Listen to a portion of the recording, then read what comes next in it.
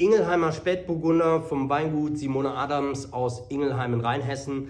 Ihr solltet diesen Spätburgunder auf jeden Fall trinken, um einmal ein exemplarisches Beispiel zu sehen, wirklich mit dem Gaumen, was Kalk für positive Einflüsse auf Burgunderrebsorten hat. Das ist wirklich fantastisch, was wir hier im Glas haben.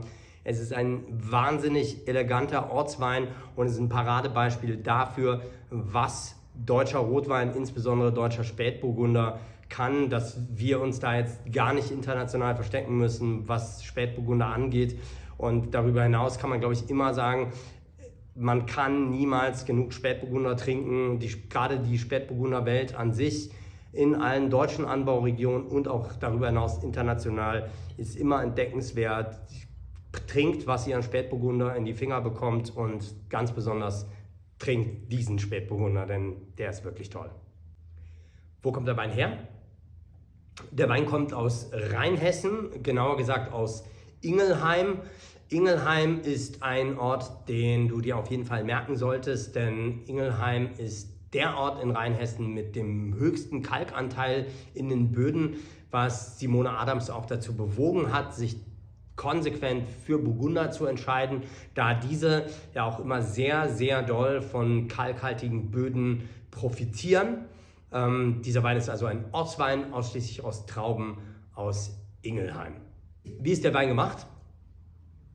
Das Weingut Simone Adams arbeitet komplett biodynamisch und setzt auf Nachhaltigkeit sehr großen Wert, sodass eben auch aus Gründen der Nicht-Verletzen oder des Nicht-Verletzen-Wollens der Reben die Triebspitzen, also das, was im Frühjahr an den Rebstöcken ganz nach oben weiter austreibt und sich im Sommer dann auch nochmal fortsetzt, im Frühjahr dann weiter fortsetzt, das wird nicht abgeschnitten bei Simone Adams, sondern das wird zurück in den Rebstock eingeflochten, um eben die Pflanze nicht zu verletzen oder den möglichst minimal invasiv sozusagen im Weinberg zu arbeiten.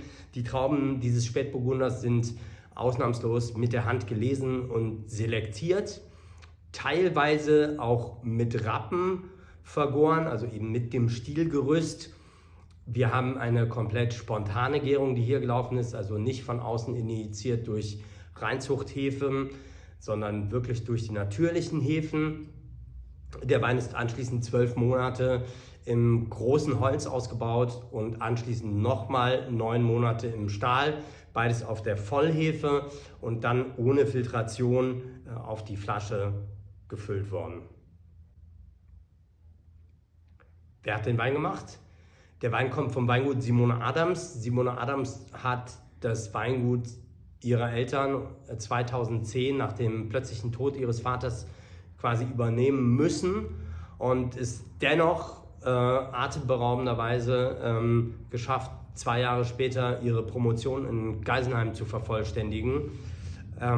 Sie hat sich vollständig dem biodynamischen Weinbau verschrieben, legt höchste Sorgfalt auf die Weinberge und auch eben auf die Trauben. Also Handselektion ist auf dem Weingut nicht nur bei den Lagenweinen obligatorisch. Wir beginnen mit der Farbe. Da sehen wir, das ist jetzt hier auch tatsächlich relativ dunkel für einen Spätburgunder. Hätte ich so auch gar nicht erwartet an der Stelle. Kann man eventuell darauf zurückführen, dass der Wein teilweise nicht entrappt wurde und eben auch, dass der Schalenkontakt hier sehr intensiv war an der Stelle. Riechen wir mal rein. Das ist jetzt sehr typisch für Spätburgunder. Wir haben ganz klar verortbar so die Kirschfrucht, die der Spätburgunder immer mitbringt, gepaart mit so Veilchen, was auch typisch für Spätburgunder ist, was sich hier aber auch sehr elegant an der Stelle miteinander verbindet. So ein bisschen so Johannisbeere ist auch dabei. Und dahinter kommt dann so was Kühles, Zitrisches.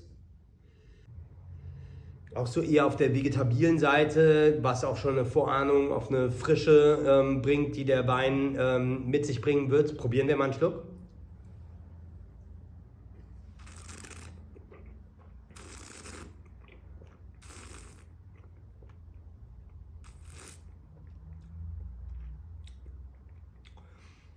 Und das ist jetzt wirklich, das ist wirklich toll.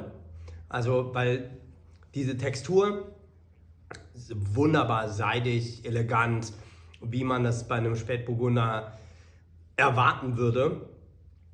Und dann haben wir diese sehr elegante, überhaupt nicht aufdringliche Veilchen-Kirschen-Kombo, sag ich mal, die sich da reindrückt.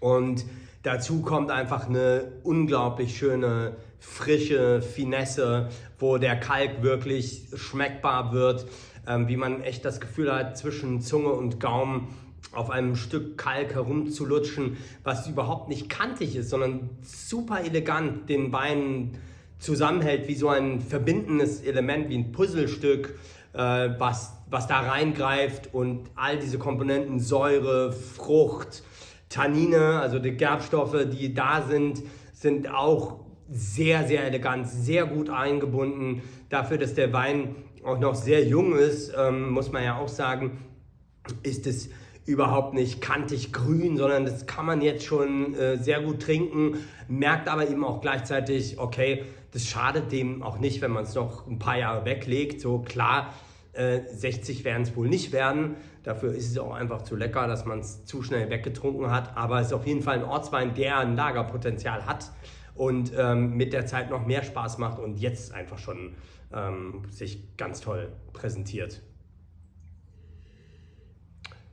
Ja, was essen wir dazu? Ich bin ja bei Spätburgunder bin ich immer sofort, Leute, die mich kennen, wissen das, ich bin immer sofort bei Lammbraten. Immer irgendwie, oder Lamm einfach kurz gebraten oder so. Deswegen bringen wir doch heute mal ein bisschen Abwechslung da rein. Ich finde auch Wildgeflügel ganz schön, also Enten zum Beispiel kann man wunderbar mit Spätburgunder kombinieren. Was ich mir hier sehr, sehr gut jetzt auch vorstellen kann, vor allen Dingen, wenn es dann Richtung Herbst geht, dass man sowas eben auch mit Pilzen kombiniert, also dass man eben verschiedene Pilze wirklich schön mit Feuer anbrät, dass sie auch wirklich ihre Aromen richtig entfalten können, weil Spätburgunder hat ja auch immer diese Tendenz so an sowas Waldiges, Uriges zu erinnern, geschmacklich. Das funktioniert wahnsinnig gut mit Pilzen und da kann man eben dann einen sehr schönen vegetarischen Gang draus machen, wo man vielleicht einen Pilzsud kocht, Pilze scharf anbrät, eine Pilzcreme macht und wirklich Pilze einmal so durchdekliniert und als frische Komponent da entgegensetzt vielleicht sowas wie roh eingelegter Staudensellerie oder sowas, was man als Gegenpunkt dann da setzt, um eben auch wieder eine Frische zu haben, die wir ja auch eben Wein haben. Und dann hat man auch mal was sehr Schönes, Vegetarisches auf dem Teller, was super mit Spätburgunder harmoniert.